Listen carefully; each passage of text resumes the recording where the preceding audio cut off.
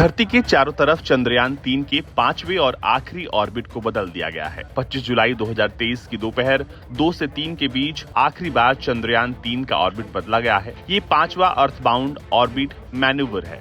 इसके बाद चंद्रयान-3 को सीधे चंद्रमा की ओर जाने वाले हाईवे पर भेज दिया जाएगा। चंद्रयान-3 इस समय 71,351 किलोमीटर वाले एपोजी और 233 किलोमीटर वाले पेरोजी की ऑर्बिट में घूम रहा है। अब इसे बढ़ाकर 1,27,609 किलोमीटर वाले एपोजी और 236 किलोमीटर वाले पेरोजी में डाल दिया गया है।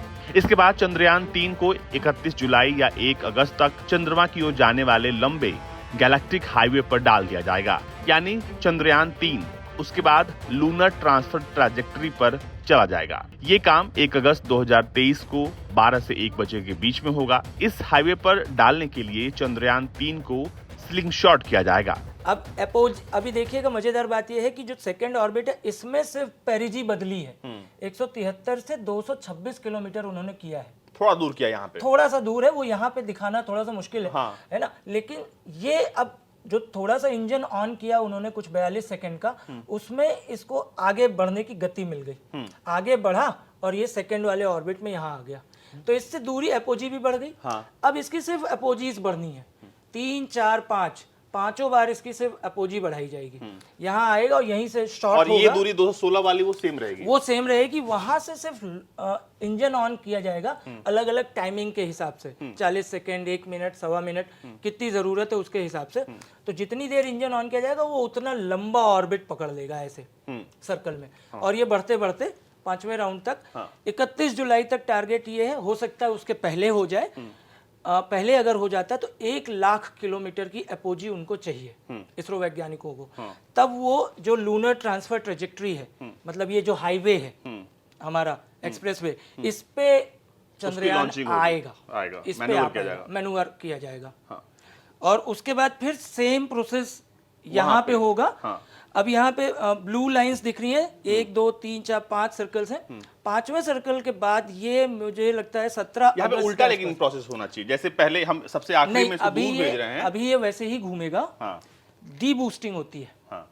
बूस्ट करना मतलब आगे बढ़ाना, डी बूस्टिंग का मतलब हो गया स्लो डाउन करना। तो इंजन को अपोजिट फोर्स करेंगे तो स्पीड कम होगी, ऑर्बिट धीमे धीमे कम होता जाएगा। ठीक है ना। और जब ये नजदीक पहुंचेगा तो फाइनल डी बूस्टिंग राउंड होगी करीब 17 अगस्त के आसपास। वहां पर ये जो ग्रीन लाइन दिख रही है, फिर ये 100 किलोमीटर के सर्कुलर ऑर्बिट में घूमना शुरू करेगा। और वहीं से प्रोपल्सन मॉड्यूल जो है और चंद्रयान वो सेपरेट हो जाएंगे। ये मुझे लगता है ये वो आखिरी होगा जब 100 किलोमीटर पूरा कर लेगा तो यहाँ से जो उसके बाद प्रोपल्सन मॉड्यूल जो है वो 100 किलोमीटर के सर्कल में घूमता रहेगा। चंद्रयान 3 का जो विक्रम लैंडर और प्रज्ञान रोवर है वो 100 गुणे 30 के ऑर्बिट में डाला जाएगा। मतलब उसकी डिस्टेंस कम की जाएगी। और ये प्रोसेस करने में 5 दिन लगेंगे। 3 से 4-5 दिन लगेंगे। 23 अगस्त को उसकी लैंडिंग जो है वो 5:45 बजे के आसपास तय की गई है, अगर सब कुछ सही रहा तो। क्योंकि यहाँ से यहाँ तक का सफर 5 बजे 5:45 बजे 5 बजे। आपको बता दें कि चंद्रयान-3 एल्टीट्यूड पर 5 दिन तक सफर करेगा। 5-6 अगस्त को चंद्रयान-3 चांद की ऑर्बिट को पकड़ने की कोशिश करेगा। एक बार चंद्रमा की ग्रेविटी फंसकर ऑर्बिट को पकड़ लिया तो फिर उस पर उतरना आसान हो जाएगा। चंद्रमा की ओर वो करीब 42,000 किलोमीटर प्रति घंटे की रफ्तार से आगे बढ़ रहा है। ऐसे में अगर चंद्रमा की ऑर्बिट पकड़ में नहीं आई तो वो उसके बगल से गहरे अंतरिक्ष में निकल सकता है।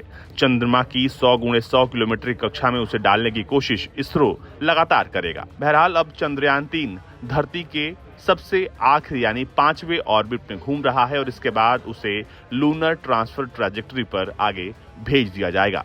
ब्यूरो रिपोर्ट, भारत तक।